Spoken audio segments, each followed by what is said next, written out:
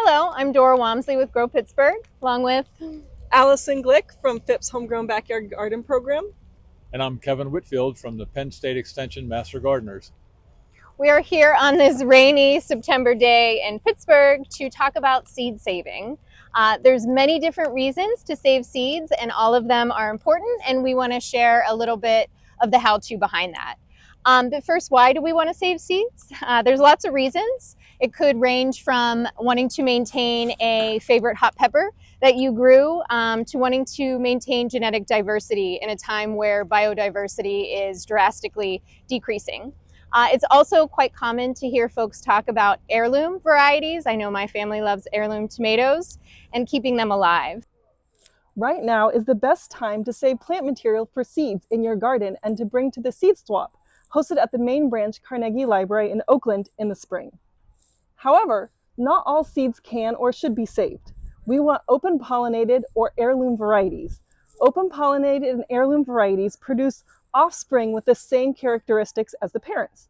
Look up the variety on the website of a seed company if you are not sure. Hybrid seed varieties are a good choice for growing, but they are not genetically stabilized, so seeds collected do not produce the same traits as the parent plant. We save seeds that are fully matured. So select fully ripened fruit or flowers that are past their bloom to allow the seed to reach a mature state. This would mean a fully colored pepper, fully colored tomato, dry brown flowers, dry bean pods. All of these are examples of plant material that is ready to collect. Here we have some bean pods. You can see they are long and shriveled. These are ready to go. Here's some brown seed pods that are ready. Lettuce, you can see these flowers are small and brown. And in fact, if you shake it, you see the actual lettuce seeds come out. You look at these basil flowers, they are still green. They're not quite ready to save seeds. This flower plant over here has brown seed pods. And in fact, if you open it up, you can see brown seeds inside. Those are ready to go. We also, if we look close up at this nasturtium plant, we can see there's a seed forming, this bulb here. However, it's still green, it's not yet ready, so we would leave that until it turns brown before we would harvest it. Okay, so as Allison said, in addition to selecting the kinds of seeds that can be saved, as well as selecting seeds at a stage of maturity that are ready to be saved, you want to also select seeds for their plant characteristics, and you want, obviously those characteristics to be desirable. So what does good plant characteristics look like? You're going to be looking at like disease and insect resistance, drought resistance, the kind of stockiness of the plant, the uniformity or lack thereof, and kind of the trueness to type, or the fruit that you're producing is the true to the plant that you're planting or that you grew. So in the case of this cardoon plant, also known as an artichoke thistle, you can see the plant is super robust and healthy, might have taken over this patch a little bit here. The artichoke thistle, you would harvest the stalks, and they taste a lot like artichokes at their harvesting stage. But in this case, what the seed we're saving from the plant is from the flower. So as you can see here, it's wet, so this would not be the right day to harvest seeds from this flower head, but it is at the stage that is ready to harvest these seeds. You see the downy here is real fluffy. It would be fluffier if it wasn't wet. It's brown, it's hard. This is pretty, it's a thistle, so it's pretty pointy. I would want to get some gloves, cut off the heads here, and then use one of the methods that Allison talked about. So I'm going to talk to you about how to save your seeds from your tomato plants. And as we've talked about, you want to get a very ripe tomato. Ideally, you want it to be kind of soft, a little bit beyond ripe of what you might normally want to eat. And it's a very simple process. What you're doing in this process is removing the gelatin that surrounds the seed, because that gelatin actually prevents these tomato seeds from harvesting or from germinating. So this process will remove that gelatin. And simply what you're going to do is you're going to slice the tomato in half, and then you've got your seed cavities within here. You're going to take a nice jar, scoop those seeds and some of the gelatin into that jar.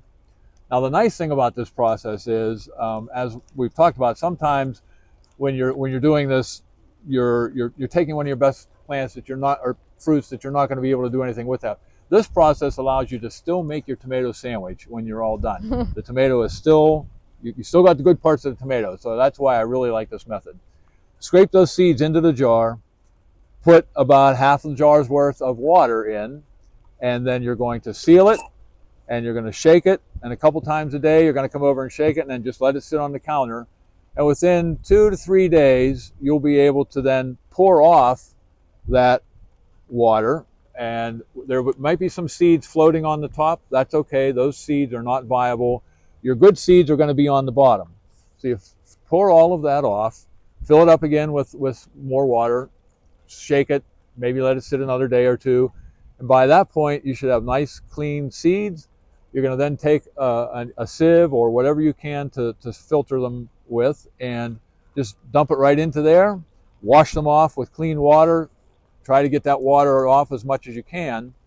Now you want to dry the seeds, and the process of drying them is you want to put them on a surface that is going to allow the water to evaporate, basically. But like if you use a paper towel, the seeds tend to then stick to that paper towel in the end, and it becomes very difficult to get them off. So I use sort of a wax-coated paper plate, but you can use a ceramic plate. There's many different things. But you want to make sure that you label the whatever you're, one way or another, whatever you're drying it on, make sure you label it, because especially if you're going to do more than one variety of tomato or even peppers, the seeds look very, very similar. And even though right now you know what they are, tomorrow you're going to forget, was that my yellow tomato? Was that my Cherokee purple? So make sure you label it. Spread your seeds out on your drying medium, and then you're going to set it aside somewhere. You don't want to put it in an oven. You don't want to put it in direct sunlight. Put it in a cool, dark place to allow them to air dry for several days. After a few days, come back. Your seeds should be dry. You scrape them all off, and now you're going to store them into all sorts of different options of storing. I use these paper envelopes that we use for money. I use paper towels. I wrap them in paper towels and store them. Again, label everything. I've even used these little coin holders. They're very convenient, because you roll one end up right on it, put the seeds in, roll the other end up, you're good to go. Put them aside somewhere, again, in a cool, dark place to store across the winter. And come springtime, as the snow's starting to blow, you're getting your seeds out, you're getting your growing medium out, you can start your gardening and forget about the snow. Everybody's going to enjoy their garden at that point. With dry seeds, usually seeds are left to dry on the plant and harvested individually. For example, how I harvested these bean pods. If, however, rain or hard frost is expected, then go ahead and harvest the whole plant, like I did here with this lettuce, and either hang it up or put it in a paper bag to let it dry, as long as necessary to let those seeds harden and mature. At that point, you want to thresh the seeds, that is to remove their seed coverings. So you can even put these in a pillowcase, hit that pillowcase on a table, break those seed coatings open. You can also just use your hands, have a bowl or plate, and just crumble the plants, and you'll see those seeds just start falling out of your dried flour. After you have your seed coating broken, you want to separate the plant debris from the actual seed. So this is called winnowing. There's a couple ways you can do it. You can either take a hair dryer, set it on cool, and lightly blow the lightweight plant material away, letting the seeds fall to the bottom. You could also use blower from an old vacuum cleaner, a small high-speed computer fan, or sometimes just put your seeds on a cookie sheet and do a bit of an old-fashioned blowing method. Thank you so much for watching the video. We hope you learned some things today. We want to remind you that both Phipps and Grow Pittsburgh have a wealth of resources on both of our websites around all things agriculture and urban agriculture related. Thanks for joining, and we hope to see you at the Seed Swap in March.